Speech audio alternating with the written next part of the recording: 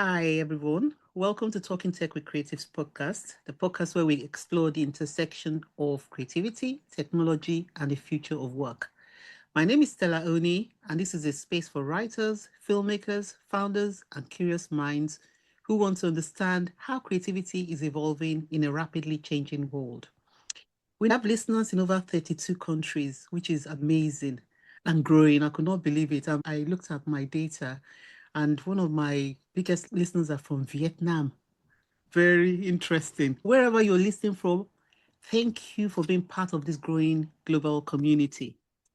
And if you enjoy conversations like this, do follow or subscribe on your platform and share the episode with someone who is navigating creativity in this new landscape.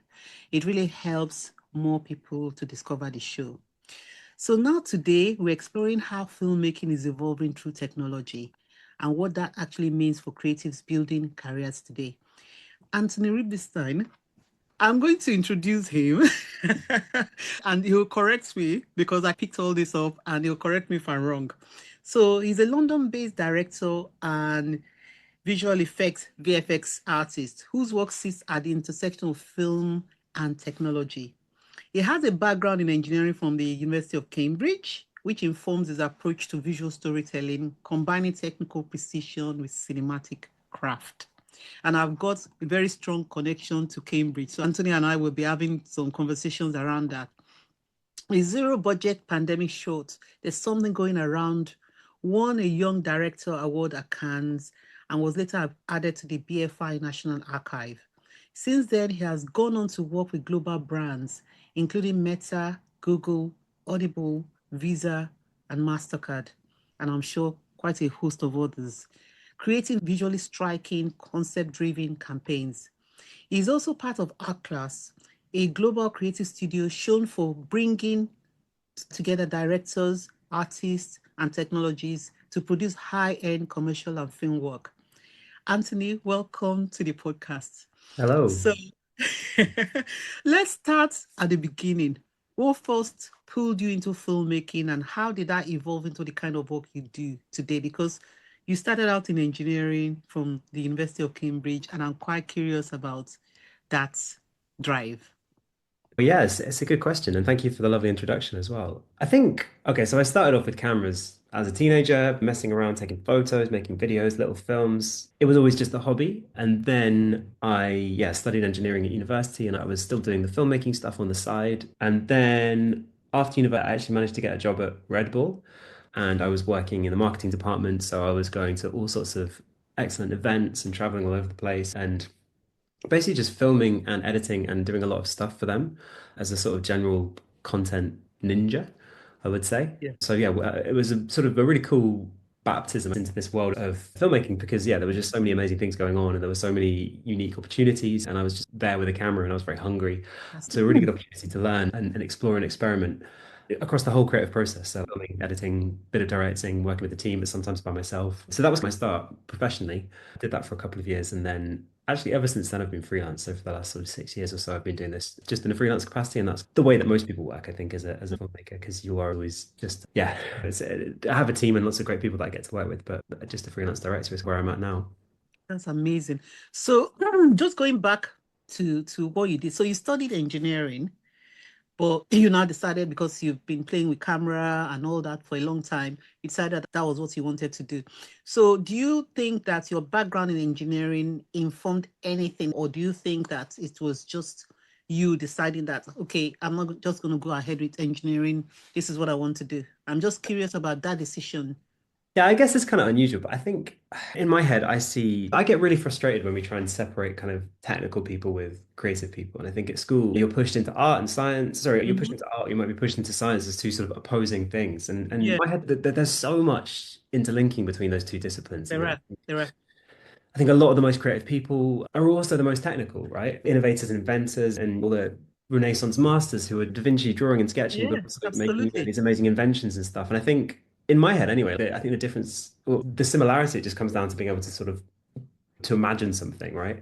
And to have Mhm. that vision for something. And I think whether that's art, whether it needs to work or not, or whether it's like engineering and it actually needs to be a functional thing that people have to use, I see them as being like very into. So for me, yeah, it's just about like imagination. And definitely, I didn't really commit to being an engineer, but that Okay. training, that discipline, it definitely comes into the work that I'm doing today. On all the jobs that we do, we have to imagine things and we have to design things and we have to find a way of making the camera move through a space and we're building sets and we're designing Yeah. machines, mechanisms and everything and all the things that go into making the kind of desired effects on screen.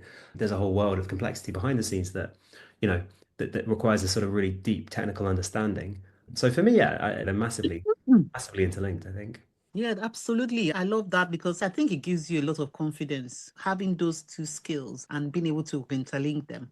Because most people will think, like you said, gosh, I'm going to go into engineering or I'm going to go because they're looking for what they call stability. So for you, when you decided that this was all you wanted to do, did you were able to get into Red Bull? Did you think in terms of this is stable for me now, this is it for me? Or did you think that, oh, I would do it for a while and then I'm just curious. Yeah, yeah, interesting. I think I definitely had a choice. I think when you leave university, that's very Mhm, uncertain. I think for mhm, everybody, you get thrust out into the big wide world, and everyone says, "Off you go now, go and achieve." mhm. So that's really difficult. And I think you often just take the first thing that you can get as a job. So for Yeah. me, like working at Red Bull was amazing, and I thought, "Wow, this is super cool." Like super young, I was only like 21, and it was very exciting. But I definitely discovered a lot of passion and this whole industry of, and I probably would have never considered being a film director at that age, but suddenly that pathway started to unfold in front of me. So I think that's the reason that I followed it. Had I not got that job, I probably would have done something completely different. But that's how it works with life, isn't it? You open one door and then that's where you go. And then there's another set of doors that open behind that. And yeah, I would like, obviously, I'm not in any way like an engineer and I never worked as an engineer. So it's not something that I have like Mm, professional experience in at all. It was just the degree that I chose to study at university. And I think a lot of people have that where they choose a degree and then they actually end up going in a quite a different direction, but it's still just something that they're interested in. And it's still something that sort of makes part of their whole necessarily like the thing they yeah. do forever because who knows when they're 17 or 18 about what they want to do forever. No, you're fearless, aren't you? At that time because I remember me being 21 and I stumbled into working with a publishing house and I was writing and I was going out into I was like a journalism and it was so exciting taking photos and all that and that never left me. And then we are in the world where we can do whatever we want to do now in a way it's cheaper now to actually be able to scale up very quickly to do what you want to do. So let's go back to your short that you did during the pandemic.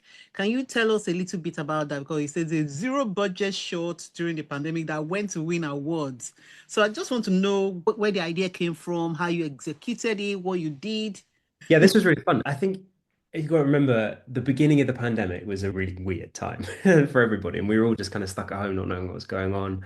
And me and my partner, who I'm now married to, but this was actually a first test of living together. We got stuck together at home, but she works in advertising as well, and we noticed that a lot of the brands were doing these kind of brand response films to the pandemic, which was generally just like a montage of like found Mm-hmm, footage and like, don't worry, we'll get through this together sort of mm-hmm, spirit. And they were awful. Every single advert out there was just so bad. And it was just so unreal and representative of the experience that we were having. yeah. We were like, what is the experience that we are having? Basically, we're sat at home doing nothing. Mm-hmm, We're on a lot of WhatsApp chats and everybody's trying to find something to do and trying to find entertainment. And memes, actually, it wasn't the kind of like British spirit that was keeping us together. It was the memes. It was the fact that we were like building these kind of stupid contraptions in their garden and that people were like finding silly ways to entertain themselves and sock puppets and all sorts of crazy stuff. And it was these memes, it was these little kind of like videos that were going viral and the dance routines and everything. And that was what the pandemic was like for us. I mean, mm-hmm. very lucky that I didn't have a job in the front line and it would have been totally different if I was working in the NHS. But I think You, like all us middle class service job people, we were just sitting at home sharing memes. yeah, So anyway, so what we decided to do is make a film that was compiling all of the best memes and all of that experience. And that's the film that we ended up making was, yeah, it's just a sort of collection of what it was like in lockdown, but told through the kind of, yeah, the memes and the social media kind of. And yeah, I think it obviously resonated with a lot of people and it yes. ended up getting shared in lots of places and yeah, put in the BFI National Archive as a sort of Mm, Britain on lockdown kind of case study film. yes. So that was really nice. And yeah, we didn't really film anything for it. It was more just the found footage that we pulled off And the you pull things together. yeah, and I built like Yeah, a kind of digital world that everything exists in, so it feels a yeah, bit more kind of premium than just this sort of here's a TikTok video. So it was a good project. It was really fun. We weren't really thinking about it at the time. It was just something to do. It was yeah. just So entertainment. So did you then enter for prizes? How did that work? Because so that just for other people that are listening that are would have been starting out, or doing something like this, how what they need to do if Yeah, there are a lot of film festivals out there. I think that's yeah, something that can be quite yeah, overwhelming. If you make a film, you think, okay, cool, what do I do now? How do I get people to see it? And you can go on yeah. Film Freeway and there's suddenly 100 things that you can enter. But Hmm. they're spending a lot of money on the film festivals. Mm-hmm. We entered a certain number of festivals, and I think there's also quite a few advertising Mm-hmm. award places that are good to champion new talent. Actually, specifically, like the Shiny Awards is great. The 1.4 Awards is worth doing. You've got Kinsale, New Director Shortlist. The Such and Such, you do a New Director Showcase. So actually, if you've got a kind of film and you really understand how to put it into the sort of ad industry world, if those are there are some really good schemes for new directors that are worth entering. Mm-hmm. Whether it's worth entering all the film festivals, I'd be a little bit less positive about that. I think that film festivals, unfortunately, apart from the really big ones. So yeah, it is really tricky to know what to do with a film, especially in the day and age now that we're at that like it's not it doesn't matter if you've just made something good, like you have to suddenly try and find a way of promoting it, Out getting there, people to yeah, watch or it, and forcing putting it people to out there, watch it. yeah. So that's the challenge for sure. There is still the possibility that things can go viral in a sense that if something's good, they share it Mm-hmm. like organically. So it's just yeah, so it's just them looking out for what would work for them, but there's quite a lot out there that they can. Yeah, it's exhausting, isn't it? Right? We're just barraged by visual stimulation at every single possible It's opportunity. And I extremism. think we'll come on to this in a bit when we start talking about artificial intelligence. But like, I think Yeah. that the downsides is just it's the overwhelmingness of it and the slopification and the barrage Mm. and the fact that you just It's can't sift through so everything that much. It's crazy. yeah, and you become numb. I think Yeah. this is one of my takeaways is that actually it's maybe less inspired almost in a way because suddenly I'm numb to the things that I would have previously loved to have watched and digested. It's a I crowded think space. So the senses are being overcrowded, overstimulated. That's what we're saying now. I think so. Anyway, we moved straight away onto that. Yeah. Short films. Anyway, we had a great time making that short film, and fortunately, the right people did see it. And I think to get into the advertising world, you do sometimes need to have had a bit of luck, I think, because it is Mm, quite hard to get your first opportunity. And I think having a short film that you're proud of and that people can share is actually a really good way to do that. So we were lucky, and that was one of my routes in. that's fantastic. So when you start, so I'm looking at because so you now got into advertising and now you're doing all these major projects now for big companies. So how does it feel? Because when you were starting out, it was a personal projects. Now you're working with major brands. Like, what are the brands looking for when it comes to storytelling? Because there's always a lot about storytelling. Storytelling seems to be at the heart of things, but what does storytelling mean for brands? For brands, I haven't got the answer at all. If I could say, how do you nail it every time with a brand? I think that there's a sort of complicated relationship between the artist and the executor. I don't mean that in the sense of chopping someone's head. I just mean Mhm. the sense So, of doing the. I think that sometimes the directors in particular can get a bit too stuck in the kind of I am an artist and this is my work world. mhm, And I kind of think that the most successful way to work with brands is generally just to do what they want and be the person who executes the kind of the vision that somebody else has already had for it, which might mhm, be the mhm, creatives in the ad agency or it might be the client themselves. So I think for a harmonious and happy life, working out where it's worth having a conflict is So very small. harmony, yeah, I think that we often forget as well that a brand is spending a huge amount of money. Making a film is yes. such a big investment. It's such a big commitment. When you actually put that in real terms, like what they could do with that money is just, it's mind blowing, isn't it? They're Mhm, trusting you to make the right decisions and bring the right people together to create something that's going to be valuable to them. And you shouldn't take that too lightly. So I do think that yeah, you just got to respect them a bit because we spend a lot of time complaining about clients and we spend a lot of time complaining about the kind of the awful decisions they make and the fact that mm. every time they come in with a round of feedback they're smacking this piñata. You've got this lovely beautiful thing and the candy's falling out and you only It's got- it's just like a husk and it doesn't have all that kind of original intent that the Mm, artist might have decided for it, but fundamentally they're paying for it and it is their thing and you have to respect that. So that's the dance, isn't it? That's the dance of working mm. in commercial creativity, and I think that is something that we have to respect and understand. Yeah, because the way, like the way the world is now, for me, I have a background in analytics, and I know that the clients want something done. The first thing they're going to look at is what they feel that their audience or their clients or whoever, what they feel that they will respond to, and they will give you that brief, I think. Do you feel that because we're looking at the commercial world now, so do you feel that when they give that brief, do you feel that they sometimes do they hit the mark or do you think Mhm. it's a miss?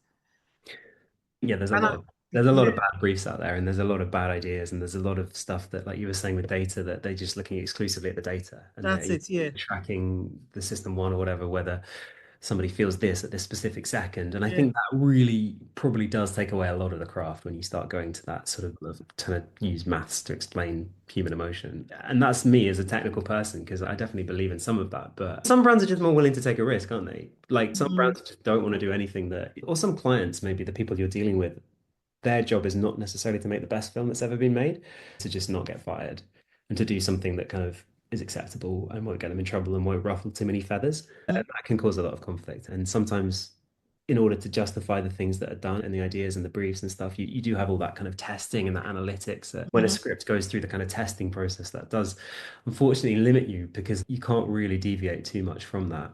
But then I think what I was saying previously is the director's job then doesn't become to be, you're not the artist, you're not the kind of visionary, you're not trying to pretend that this is some unique creative work that only Mhm. exists in your head. It's you getting called in to execute, to deliver, to make the thing that you've been asked to do. And if you see it that way, then I don't think it's a bad thing at all, because you're like, oh, whatever, I'm just making an ad for someone else. This isn't my thing. Who cares?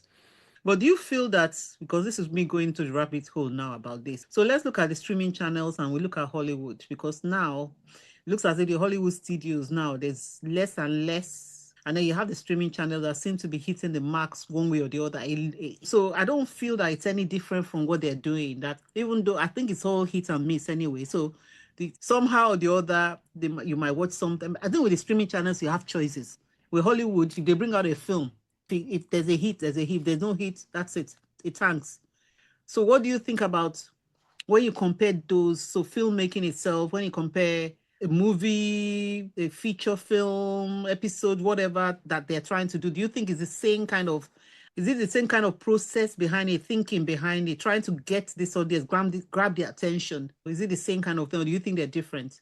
Yeah, like relying on the data and using the kind of analytics and stuff Yeah, to define the content. Yeah, I'm sure I know that Netflix are very keen on all of that, and they spend a lot of time and effort into sort of, you're looking at the analytics. yeah, analytics and addiction and just trying to keep you stuck in and keep you watching. And I think I get frustrated when you see a series that's 20 episodes and you're like, oh, that's so many episodes. This shouldn't I'm, be a film.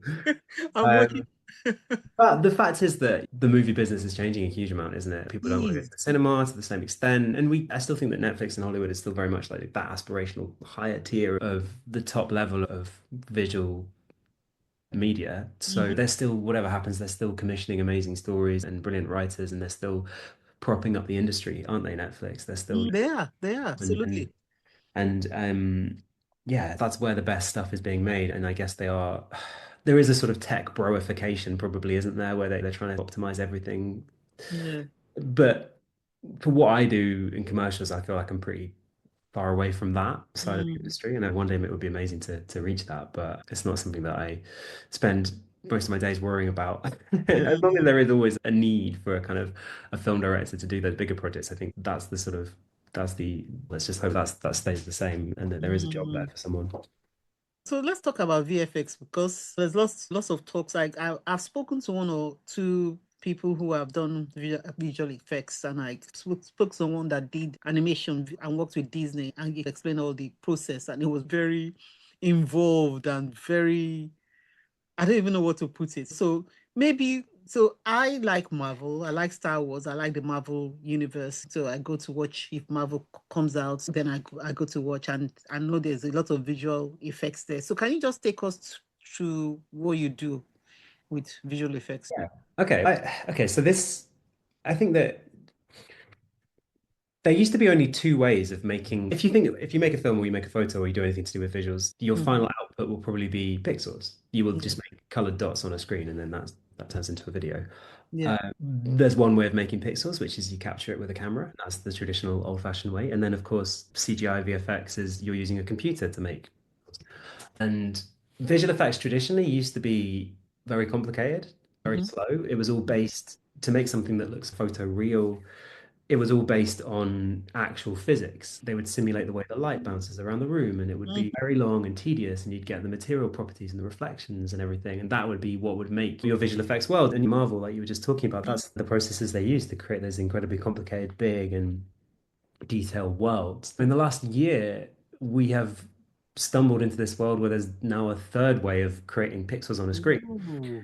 and that's using artificial intelligence, and it skips out Oh my the God. I'm all whole ears now.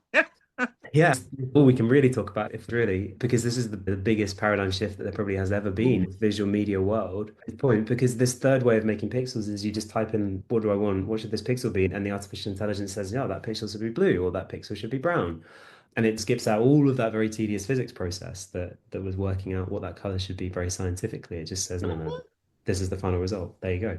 So that is that in a nutshell is yeah what AI is for visual effects. It's a new way of making pixels on a screen that we didn't really have before. Wow. So does that mean that, so are you using natural language to do that? Just description, or how does it work? And Yeah, yeah, I'm sure that most people have experimented with Gemini, ChatGPT. You mhm, make me an mhm. image of, and you press go, and it does it for you. And I won't actually lie, at the high end of visual effects and commercials, we're doing that too. There isn't really any more sophisticated way of using these tools. You really do just type it in and press go. And I think that's the thing that unfortunately is leading to this slopification that I was earlier. That it's actually Mm, so easy now to make those pixels. You just type it in and you press go. And every mm. week there's a new model that comes out that does it better and better than the last one. And Oh all my these tools and God. techniques and stuff that used to be so laborious and requires so many years of expertise, very much now just at the fingertips of anyone. So yeah, we're in this like very different world where basically anyone can make high-end cinematic looking visuals. Mm, Anyone at all. And I'm sure most people have, right? I'm sure most people have probably explored image generation at this point. So it's yeah, that's it. And the big question is where does it leave people like me who used to do it in a yeah. very complicated, slow, old-fashioned, straight into this new way of doing things? There's a lot of resistance. A lot of people are very upset. The clients know. Does anyone care? I don't know. I don't know the answer to all these questions. Oh my word. Do you think then that the clients, what does that mean for you?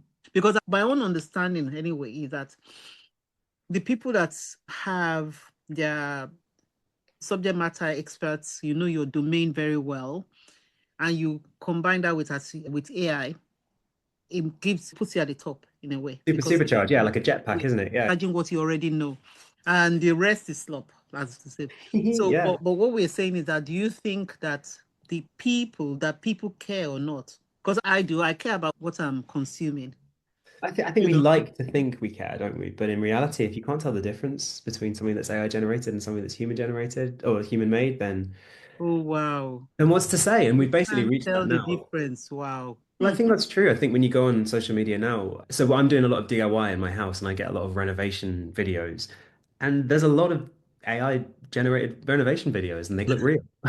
They Those look ones, of course, real. those ones you won't care whether it's human or not because you're trying to get the information Yeah, quickly. kind of. It's actually like a transformation. There'll be like a kind of it'll be like an old garden, and then they'll like, create a fake time lapse or something, and then you'll see all these people coming in the finished garden, and it would look like it could be real, but there'll be Mhm. certain things in there that I can see, but a lot of people can't. So yeah, we're in a really strange world where yeah, Mm, what's real has just completely disappeared, and it's going to get more problematic, I think, very it's quickly going to because I get more think that problematic. No, when you I don't start know. impacting, I think we've all been vaguely aware of. There was like the Pope in the puffer jacket and things like that. There are certain images and certain videos that go viral, real people, and once it's happened, it doesn't really matter if it then gets debunked as being fake. So yeah, there's a lot of things that have changed very quickly. But in terms Mm, of how it affects like artists and people with technical skill, yeah, like you said, if you've got the skills already and you can plug yourself into these new tools and make better stuff more quickly, mm, then that's absolutely great for you. I think the thing that's often overlooked is that, particularly in the AI kind of video generation world, is the fact that there is only a finite amount of attention, right, across the internet. Like in certain industries, you can just keep going better and bigger and stronger and taller and blah blah blah. There is no limit. yeah, Whereas the limit that we have, if you're trying to consume, if you're trying to create videos that people are going to watch, is yeah. literally how much attention do people have. And I think Mm, one of the problems with the fact that suddenly everybody can just pump out all of this slop or good stuff is that yeah. actually you're not making any more attention. So all it's doing is just burying the good stuff. And I think it's Oh almost my harder God. now as a result. Because yes, the stuff you make might end up being better and might be turbocharged. It's Mm, fighting against so much more that it was never fighting with. And there isn't really gonna ever be a way that people can consume all the sort of only all the best stuff without sifting through all of the rubbish stuff. So that's one of the challenges that comes with it. but could that not be because, like in the publishing world, the writing world, what we talked about was building your own community. I don't say the same for you because you're working for commercial brands that have to build those communities. You're just doing a job. You're doing a job for them. But what we're like seeing is that if you build your own community, then those people are likely to follow you. But if you're trying to head for mass market, then that's where the problem comes, because how are you going to pull mass market, like you said, when attention is divided? Because what I feel I see in the future is people niching down to the things that they'll get to a point where people are overwhelmed. And I think it's happening. For me, I am anyway.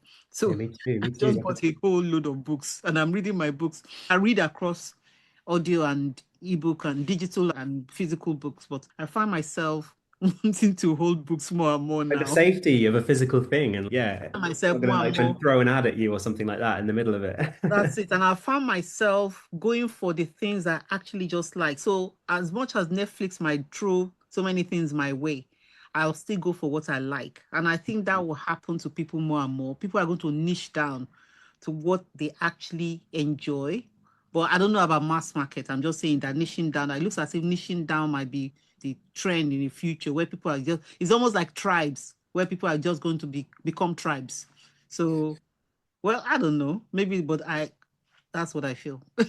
I think it makes a lot of sense, yeah. And yeah, I think the sort of general numbing to basically it used to be that social media was everything Yeah, and yeah, that was all that mattered. And now actually it's basically just so overwhelming and unusable. yeah. And probably quite hard now to even start if you were a creative person. And I was lucky enough to ride the wave of when these social platforms were growing and growing. I mean, that was the sort of platform that helped me, that was like my marketing operation. I would just, Hmm. I think it's Instagram, and that's how I would get new jobs. But yeah, now it's a very different landscape, and I think a lot harder to promote yourself because it will just be buried. Anything you put out there is just going to Yeah, be so you buried just buried. straight away. But so when you say buried, so you're buried, is it like, are you aiming? So because are you aiming for everyone in what you're doing? I'm not talking about your commercial work now for the companies. I'm talking about your work now. Let's say you want to do something artistic for yourself. Who are you aiming more for? And do you think that those audience that you're aiming for, do you think that you cannot get their attention now? Or do you think that going into a community is the best way? I'm lucky that I do have quite a lot of followers on social media, Yeah, you but do actually, yes. the fact now is that they won't see most of the stuff that I make because of the fact the algorithms have shifted in a way where it doesn't Yeah, that's what necessarily that's what I can't stand. it doesn't show you the things from the people you follow. It's just designed to addict, and they've changed everything really, and It it's is, yeah. yeah, enshittification is what they say, right? Isn't it? These platforms squeezed in a way that kind of maximizes the addiction and removes the reason that you went there in the first place, and Mm, try and sell as many ads as possible. And I think that is the truth about social media, like late stage social media. I think mm, the other day, which I thought was quite nice. yeah. So, but that's where we're at. It's a shame because I think the social platforms we had 10 years ago were actually a lot better for community and they were a lot better for creative people because it meant that people could really subscribe and follow and keep along with their journey. But there are other platforms out there that do that. And I think that we will just move onto the platforms that suit us better. But it's just a bit hard to desert the one that you've built the You've audience already on. built, yeah. But that happens. It's Yeah, that's why they always say that create your own, don't you're renting a space. Build silly your to own. think that Mm, it ever so was something for you. It mm, wasn't just a tool that was designed to make a lot of money for investors or whatever the people who built it. yeah. Um, so yeah, but hey, I think that's one of the good things about working for brands is that actually I don't have to worry so much about kind of my own personal audience. I just Hmm. have a job, which is making films for brands, and that's great because then they're the ones who have to worry about navigating the social media landscape. Oh, that's the thing. Uh, if I was just like an artist and I was just trying to get all my work out there and do stuff that was serving my own audience, like I think it would be more stressful. So it is quite nice to just, yeah, to be employed to do your job sometimes. So what do you say to people who are, because you, like you said, you started a while back, you were lucky to ride the waves and everything. So number one, let me ask you two questions. Number one, how do you pivot? So what's your, now that you can see what is happening with social media, what are you going to do for the future to ensure that you still have your relevance there? Because I know you're doing commercial work, but I think you might want to do some other kind of work as well, artistic work. So what do you see as the future, since the social media platforms are not as reliable as they used to be? And then if people are starting out now, what advice do you give someone that is starting out with all of these challenges now? It's a good question, isn't it? I guess Yeah. for the future, who knows? I haven't got a crystal ball. AI is a very fast moving thing. Every week there's a new So thing that fast, you yeah. are using. And one thing I am quite enjoying at the moment is that every time I get a brief, there'll be some new piece of software that I want to try, or there'll be some tool that has just been released that, and I think, oh yeah, that actually would be really good for that, and I can try this and I can try that. And I think it's that experimentation actually that's really exciting, that's really cool because you kind of need to have a brief and a reason to like to explore something new. You need somebody to Mhm. be like tapping their watch and be like, come on, I need this tomorrow, and we've only got this much budget, and you need a sort of constraint on you. So yeah, every week there's something exciting to learn, and there's some kind of new tool to master. And I kind of think that's when actually all this AI stuff will become fun, is when we get to the point that we can master it. Because Wow. it was fun to be creative when you were like better than everybody else at it because you'd spent 10 Mhm. years working on it. Yeah. That's what visual effects used to be for me. And now Yeah. suddenly everybody's got that. It's not fun anymore. Because I'm like, guys, I put like loads of effort No, into this. everybody's got it now. Everybody has got it at their free on their Which is great for you, but like fingertip. it's not as good for me, yeah. Yeah. But if we get to a point where, and I think with AI as well, like text input is not very good creatively because you just can't refine the details that you Yeah. want. If Yeah. if the job of making a film becomes just typing in a text prompt, pressing go, and then pressing go, and then pressing go until you get one that Mm. you like, it's not going to be a very rewarding process. Yeah, it's like generative AI for text, for writing, for creativity. Yeah, just what's the job of a writer? If AI is going to sit down and What's the write job? the work for you. What bit of it can you master? You need to find Work, something to yeah, master. yeah, Yeah. really need to. Yeah. But with video generation, like what is happening quite quickly is people are building tools that give you the same level of control that you used to have with visual effects. Because in visual effects, I can change any pixel, I can do anything. If Mm-hmm. somebody to make that slightly bigger or change that or move the logo, we can do all of that. Yeah. With generative AI, we don't really have those tools yet, but there will come a point where actually that becomes the way that we work. So it will be like I can have the intention and I can work out exactly what the camera move is and I can give all the information that I would normally put into the visual effects process. Do that with AI so it comes out much more quickly. And that's the thing that will be really cool because then there'll be a whole reason for having a director because that's somebody who's got this intention and somebody who can draw on all of their experience and their things that they consume in the real world and the architectural and the art and all the things they've read and eaten and Mm-hmm. Mm-hmm. experienced, and that's what Yeah. goes into art. Whereas if Yeah. you're just typing in a text prompt and pressing go, you're not really using any of that experience that you've had as a human Mm. to make the output. The output just arrives, and you're like, okay, Yeah, and the cool. output is quite random, isn't it? I don't know whether it can output the same thing over and over again because every time you want it to output, I don't know. My experience, of course, is different from yours because I'm talking about in images. It will come out with different things, so it doesn't quite come out with the same thing. But I know some groups that are playing around with illustration and they were talking about actually and you can actually hard code certain things at the back end using JSON, using a script. Yeah, I've seen a bit of that, like JSON Yeah, prompting stuff. using I yeah. think it comes down to the idea of control and intention Mm, because, yeah, if you're going to summarize the thing in one sentence, are you really going to explain everything that you want, or are you going to find a way of conveying what's in your head through one little line of text? Probably not. But if mm. we can have more inputs, we can have more control, and we can have more fidelity, then we get to a point where we actually are producing creative work that has the intention that you want. That's it. So I'm looking forward to that. I think that's going to be cool. With the intention that you want, because at the moment you just spout it out and then you're not quite happy, you're not quite satisfied with it when it comes out, then it comes out with another random thing. Yeah, it's like it's hollow, isn't it? It's hollow because it doesn't have that soul that you've And it built doesn't have the through all the context, processing doesn't and have the creative process used to the be. depth, the richness, It doesn't have the depth. we know what Yeah, yeah, it just lacks it. creative people do the process, don't we? You've got the input and the output, but we live here in the middle, which is the bit that goes round and round and round and round, and then Mm, eventually you get to there. If you just go from here to there without doing this bit, you've missed out the creative process. So what was the yeah, point? That's kind of it's not my satisfactory. Yeah, exactly. That's my Yes. take on it. But I think the bigger challenge is that actually, if the client is happy with the output straight away, do you need all of that bit in the middle? So, as an Wow. artist, you do need the bit in the middle. But Yeah, if the people are like, yeah, sure, we'll sign off on the hollow output, then yeah, that's the tricky thing. yeah. So we're working that out. But I hope that, like you were saying about Hollywood, I think that yes, we can AI generate movies. Probably can't generate is the drama off screen, and this actor has been doing this and crashed his car and was sleeping with this person and then this thing happened and that shot was a kind of an All of the accident, things that blah are blah around it. blah. Yeah. It's the story around it that's also almost as interesting as the kind of final thing itself. And I think that's something that is deeply human and that actually Mm. be very hard to replace with AI.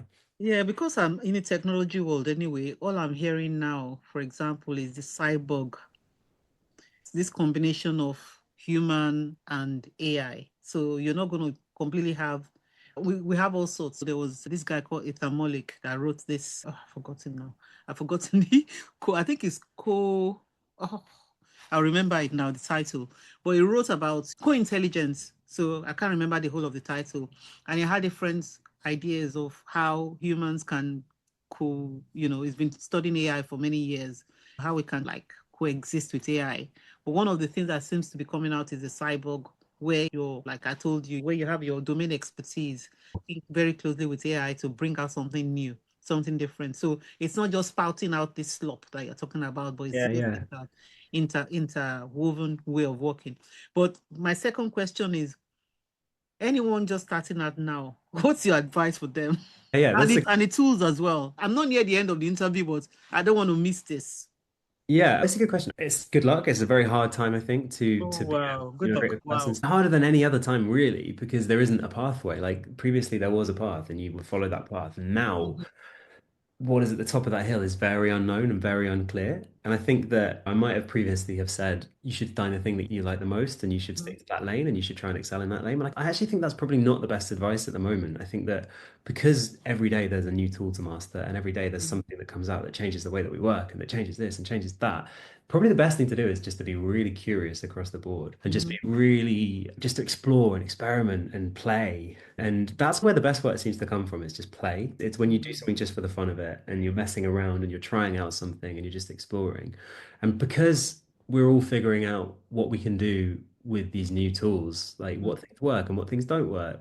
I'm doing that on professional jobs at the moment. They'll be like, we're going to use AI to do this, and we try and it mhm. fails. But Yeah. I'm exploring just as much as everybody else. And that's, I think, the best thing to do, right? I think you'll stumble on something that does work or something that fills your soul with passion and excitement. And I don't think that's text prompting to make films. I don't think that would fill anyone's soul with excitement, really, because no one's going to watch. But I think there are ways of working these AI tools into your workflow and exploring what can be done with them and combining it with the traditional tools that we've already got. And all of that coming together is the exciting thing.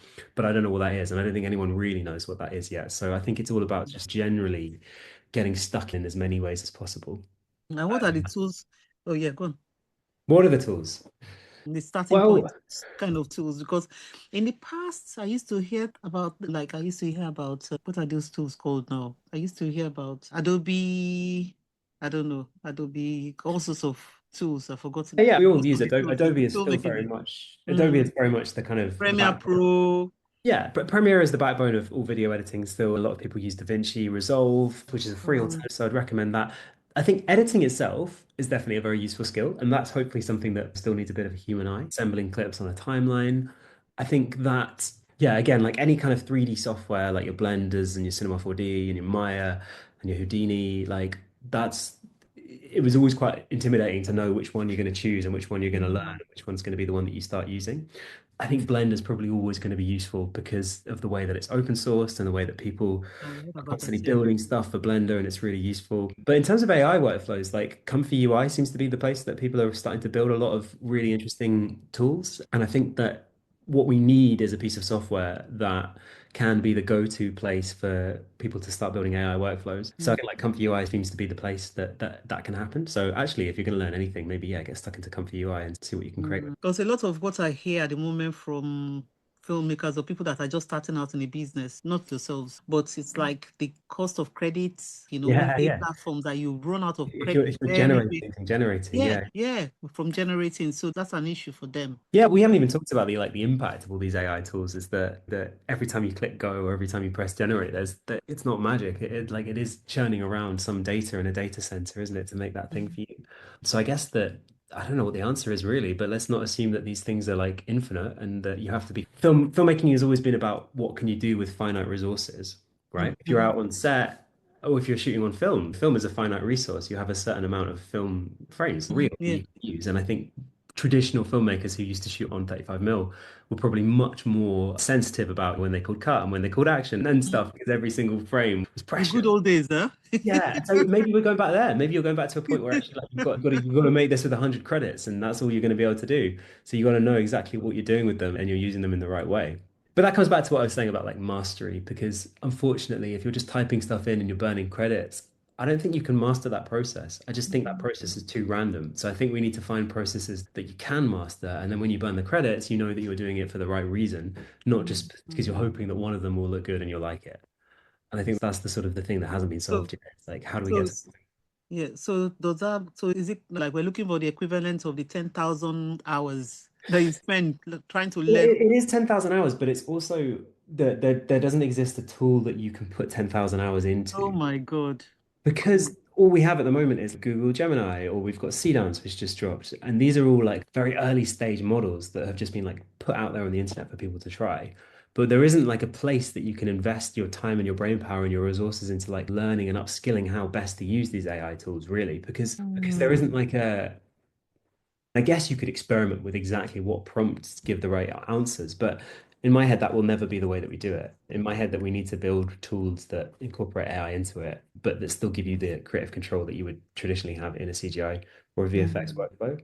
So it becomes actually, not to get too technical, but AI becomes the rendering, which is the way that the pixels are painted. But Yeah, you surrender. decide what the world should look like, and maybe you build it with kind of Lego blocks or something in a computer, and then you say, I want my camera to move like this, and I want Ah. it to be this kind of tone, and I want this type of lighting, etc., etc. And then AI does that work for you of painting the pixels. I think Mm. that will be the most powerful output and the most powerful workflow for creative people because that's something that you can master and you can have your intention. So if you want, so what we're saying is that if you want that high quality outputs, you do all your whatever you need to do. You create all your workflows, you do everything that you need to do almost, and then AI then follows that rule and renders. Or is that Yeah, what well, you're saying? yeah, the example would be when we're doing CGI, like you Hmm. might have seen this in the Marvel behind the scenes. They Yeah. start with a grayscale world, it's just gray. Hmm. And they do the rendering and the passes and the layers and the compositing and the dust and the textures and all of that sort of stuff that was very tedious. And I think that AI can take the sort of grayscale reference of this is what the world needs to look like roughly, and then take it to its finished product very quickly. Yeah. So that would be, I think, a really cool workflow. But unfortunately, yeah, the tools to do that don't really exist yet. So it's not something that you can master as a film. People's hope. I don't Well, exist. yeah, someone will build this, but it doesn't exist yet. So that's why I was saying that the best advice that I have is just to get stuck in and just explore everything, because who knows what's going to be the useful stuff to know. Yeah. So you worked for big companies. You've done quite a lot of the global companies. Can you tell us the ones that some of the exciting ones that you've done? I don't want to say ask you which one is the best ones, but the exciting because I saw one of your I looked at your portfolio and I saw one amazing effect that you did with I think it was something that was coming out of the screen. Can't remember now. And it was Oh, amazing. yeah. Yeah, that was probably the... I was so fascinated. I was like I kept watching it over and over. Like, I loved it. I That's very loved kind. it. Thank you. Yeah, I think that was Meta maybe when we did the Well, I big think it thing was there at yeah. Piccadilly Circus. Yeah, yeah, that's fun. I'm working with a really cool team of animators on that, and Oh my word, that was definitely amazing. definitely not just me when you've got a project that's that So it's big. like yeah. So how does that work when you're working in a team like that? I love it because there's all these people who are there to do the thing that's in your head. And that's so cool. And they're Mm. so good. That's the best thing about filmmaking. And that's why I love being on set and I love working with these big teams because, yeah, you bring in all these people who've got these really unique experiences and they're very weird in the thing that they've chosen to do. There might be somebody who's just amazing at food styling and they make the food look really good. And there might be Mm. somebody else, like an amazing choreographer. And you bring all these people together and suddenly it's this amazing, everyone's singing in harmony to make this Yeah, thing. like a kind of synergy. And you're the director and it's the thing that's in your head and they're listening to you, and that's the coolest thing, like being on set and directing a big crew of amazingly talented individual people who are much better than you are in that specific department as well. I get to work with Mm. cinematographers who are so much better than I am at cinematography, and animators who are much better than I am at animating, and that's the really cool thing is that, yeah, everybody has their skill and they all come together. um, Wow. so that's cool. But yeah, I've lucky to work on a lot of really nice big projects like that one. I did a really great shoot in my first trip to LA was for Pepsi, and we were shooting Mm. Camila Cabello, pop star, and we were doing the announcement video for her Champions League Mhm. performance. She did the Mhm. kind of halftime show at the Champions League final. So that was really great because yeah, she's obviously amazing A-list talent, and it was in Hollywood, and we were shooting at Universal, it's a big green screen studio, and it felt very much like a wow, Wow. is this real kind of moment? And yeah, got a big American crew, like 70 people who are all there to make the thing that started in my head. So that's really cool. Wow. That's amazing. And I saw you with David Beckham. So I saw a picture of you and David Beckham. I said, Yeah. how cool is that? Yeah. That's one of the good things about the commercials world is they're always going to want to use celebrities, so you get to hang Yeah, out with celebrities. He was very nice, David Beckham. yeah. Looks And I awesome. think actually that's another good thing that probably won't go away with the AI technology is that actually having a famous face and a real recognizable trusted person that you know is real Mhm. is going to be an important thing for advertisers because they're They're going going to to be cloning them though. maybe they'll license their face, but Yeah, then they'll like that would defeat the point if everybody was able to use David Beckham's face. His face would be worthless, wouldn't it? So yeah, you're it's the right. fact So it's that better. it's the fact that he does choose to do a certain number of Yeah, advertising films yeah. every year, and I hope that that there will still be that role of capturing a celebrity or a personality or someone who is a real person with a real camera for a while, just because I think that's the one thing that a brand can do to be different or to Mhm. prove that they are credible because this credible person is willing Yeah, to that's it. endorse them. So, So yeah. yeah, so who would you like to work with that would make you absolutely joyous? Oh, I don't know if I've got an answer for this one. It's funny because actually a lot of the people I respect the most are like some of the big directors, and I'll never get to work with them. Oh, you Like, never know. I don't think I'd ever work with Spielberg or George Lucas or James Cameron or anyone like that. But I think that, Oh, they're amazing. yeah, they obviously The champion. OGs, Yeah, the OGs, the impact on culture is just phenomenal, isn't it? Like, amazing, I tell we you. haven't making a movie is one of the best things that we've invented as a species for communicating emotions and ideas I and know. keeping people focused for 2 hours. No one is focused for 2 hours on anything else really, apart from maybe a theatre performance or a play. But yeah, I think cinema is the best thing that we've invented to convey these things. And And look at Avatar. yeah, and the people behind that are really very visionary and just the amount of work and obviously a string of lucky events that happen that make these things happen. But it is Mhm. very cool and it should be celebrated because it's really impressive. Yeah. So I'm going to be nearing the end of our interview now, but I want to ask you a question of I know we've talked about the future a lot, but what excites you about the future? We've talked about the OGs and we talked about how exciting things could be when you go well, actually. So what do you see as the future for things like Hollywood, the streaming channels, the thing that is going to be exciting if it works well, apart from all the slops that are coming out at the Yeah, moment? in between the slot. Okay, so what I was just saying is that film is, I think, the best medium that we've discovered for, conveying emotions and communicating and stuff. Books are good, music is good, but Yeah, but film film is better. transforms. Yeah, it's visual. That's what I think. I just think Immediate. it's so unique, and I kind of think that even through 100 years of development, we haven't really got beyond just people sitting there watching a screen. That is Hmm. still the best way to do it. Yeah. VR is not very good.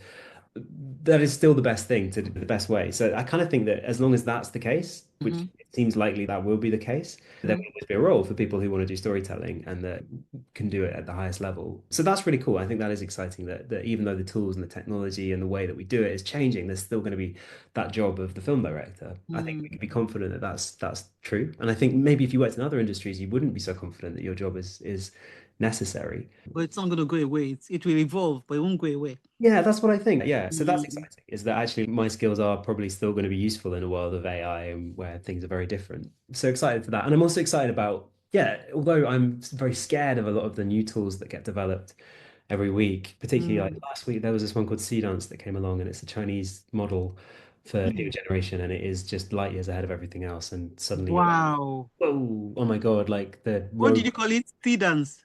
Dance, How did- SEE dance. Wow. Yeah, Dance. Dance. Mm. So it's a Chinese video model. I keep saying Chinese, but I think that they have a different role in the way that they look at the IP and stuff. So I kind of think that their Mm. models end up being a lot better because they maybe don't worry about what we might worry about being Yeah. copyright. Yeah. Yeah. Because I read Kai Fu Lee. I don't know who used to work with Google.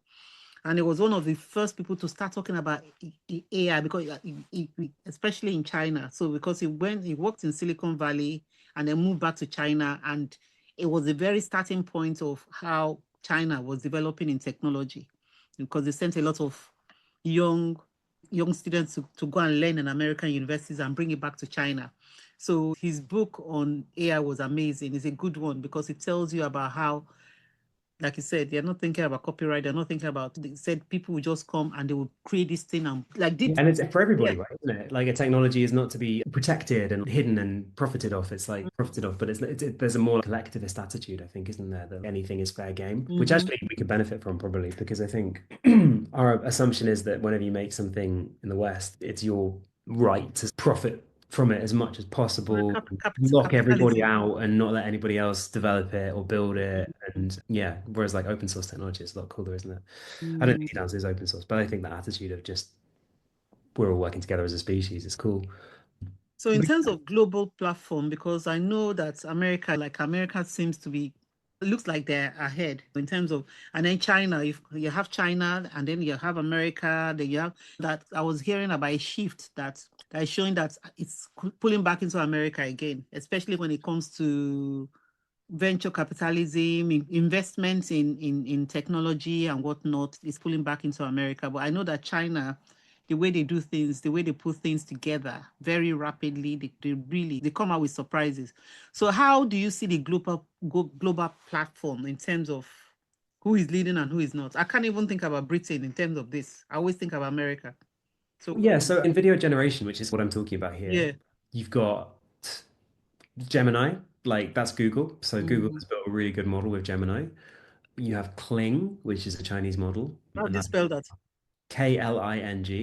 Cling. And Oh. then yeah, Dance is another one that's just come out, and that's also a Chinese model. I don't think ChatGPT does video, doesn't it? But they just got rid of Sora. And because right, because the amount of infrastructure that's required to generate these videos and the amount of training data that's required is just gargantuan. It's Yeah. absolutely insane the quantity that's required. There aren't really, it's not as if like a startup could ever achieve the results that Google were going to be able to achieve. So it Mhm. has to be, it whittles it down to basically just, yeah, Google. I Yeah. think, to be fair, I think Anthropic and Claude can make videos. I've never actually really explored it that much, but I don't think many people in the industry are using it. I know a lot of people are using Google tool, Mhm. and yeah, a lot of people are using these Chinese models as well. And obviously, the more they develop these models, the better and better and better they become because Mhm. there's this race to become the industry standard video model for Mhm. video generation. The other thing that's interesting is the way that people can then personalize their models and stuff, and that they can find a way of using the Google VO generation, but inputting different things into it and making the output that you want. So that's Mhm. kind of the way that we can explore creatively. Is you sort of Google are doing the really difficult bit, which is, Yeah. but you can find a way of inputting different stuff into that to make the thing that you want. The thing So, that you want. Wow. yeah, yeah. But I don't know about who's going to win this race. Who's going to become the AI superlord? Who knows? Super Lord. Oh my God. It sounds Yeah, scary. yeah, I think it is a Maybe, bit. maybe the machines will take over. I think, yeah, it definitely we should be cautious about this world that we're walking into or stumbling towards because no one's really thinking about the consequences. That's the other thing, are they? It's a bit scary. Yeah. When you think about it, because And particularly with video generation, I think the biggest thing that scares me is that it will be impossible to tell what's real very soon. And I think that's really obvious that no one will have a clue whether something is actually real or not. oh God, can you Mm. imagine? No matter how. So you say, I'm real, I exist. Somebody was saying that, Yeah, you need to show your processes, show what you've done for you to prove that you're real or your work is real. So I don't know. yeah, definitely, Yeah, definitely it's a bit that. crazy. And yeah, or we'll just find other ways of doing it. We'll find other ways of proving that something is human made. Yeah. I'm not sure what that is yet, but I think there will be a demand for that. People want to know stuff is actually real. Yeah.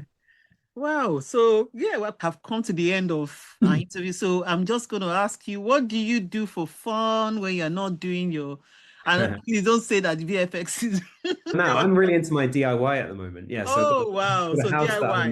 that I'm Mhm. renovating and yeah, doing the garden and it's been really fun actually. I really enjoy the process. Fantastic. And the weather is getting better. Weather's getting better, and you start with something that looks intimidating and difficult, and it's like a very clear like beginning, middle, and end. And like I put up a Mhm. fence last weekend, and I look at the fence now with so much satisfaction. I go, oh yeah, look at that. That Oh, is it's beautiful. fantastic. It's so simple. I just Fantastic. dug some Yeah. holes and stick some posts in, but I love it. I love it. Like making a physical thing is actually making me very excited. Maybe Oh. digital creativity is less exciting these days, and actually like Than DIY. real, Well, yeah, real DIY. That's the yeah, exciting thing. they're saying now that vocational things are the things that you should be thinking about now for the Yeah, I totally future. agree. I totally agree. And I actually think that brands as well are going to do that as well. I think they're going, they're going to be more interested in like experiences because of this slopification, because the value of digital creativity is going down and down and down. That's Mm, the truth. That's the truth because it's value becoming is going easier. down. So almost like artisanal. We're talking about artisans now. Yeah. Or just finding a way that you can do it. I don't really know what the answer is, but I do think that when something becomes easier and cheaper and more ubiquitous, obviously, like it Mhm. does just lose its value, and that's unfortunately the truth, isn't it? So we Mm, just gotta find other cheaper, things. everything cheaper to produce. That's what they were saying. Digital will be cheaper. So Yeah, people are going to be looking for something that is going to have value and they're going to create value out of that. yeah. Or in my head, okay, so for art to be good, it needs to be something that I couldn't do. I think Mhm. I look at something, I look at an amazing painting and I think, wow, I couldn't do that. That's very impressive. Yeah, Or it needs to take a long time. yeah, yeah. It needs to be like laborious. Like people have to put the effort in to make the good art. So if you remove the fact that anyone can do it now, basically, or sorry, if you just make something that anyone can do, anyone can generate good art or illustration or digital photography or whatever. Mhm. And it doesn't take a long time. It loses its value, I think. So we need to do things that are slow and laborious and that For it to have value. yeah, I Yeah, think yeah, that's what yeah, that is value, isn't it, really? Otherwise, yeah. yeah, it's just a commodity that anyone can access. I hear you. I hear you. So, where do you want people to reach out to you at? Which platforms are you at? I've seen you've got a big following on Instagram. Yeah, probably Instagram is the main Where are one. you I have a bit of most YouTube as active? well. Yeah, I'm Anthony YouTube. Rubinstein. After having complained about Instagram, it is still the platform I use. And I still think there's a lot of opportunity to find inspiration and connect with people there. It's just harder and harder, I think, It because is, it's getting yeah, more and more yeah. varied. The filters, the algorithms, they just who sees your work. I don't know. It's just crazy. It's Yeah, yeah. yeah. I sometimes post things and people all over the world see it, and then they message me and say, "Hey, I've got a job for you," and that's really cool. Oh, awesome. That From happens a lot. Instagram. From Yeah, Instagram. yeah. The majority of stuff like would often just come through Instagram. So How that about is. LinkedIn? Do you do I don't LinkedIn? really use LinkedIn just because Interesting. Because it's not visual. Instagram is visual, right? yeah, Instagram's more visual. I can post stuff on LinkedIn. I think I just find LinkedIn quite yucky. Like the way people communicate, What does yucky mean? Is it like, isn't it? Like the way that people are is talking it about too themselves. corporate? Is it too formal? Is it Yeah, too it's too corporate. people in suits and It's just like yuck. It's too square, isn't it? And too bleh. it's too square?